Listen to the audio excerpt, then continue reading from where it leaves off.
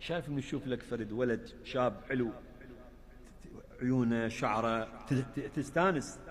الولد الحلو أفضل نظرة من حتى البنية حلوة.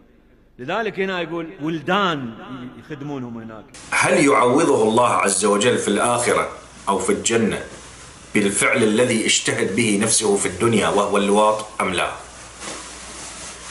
إذا قلنا هذا لواط في الدنيا، في الآخرة ما يسمى لواط، لأنك تعيش في عالم لا تكليف فيه. عندنا إذا غير البالغ لاط بالبالغ، إذا غير البالغ لاط بالبالغ، فسمح السيد عنده احتياط وجوبي هنا. احتياط، نعم.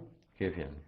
عنده احتياط وجوبي، يعني إما يعمل بهذا الاحتياط ويترك، يعني هذا يترك الزواج من أخت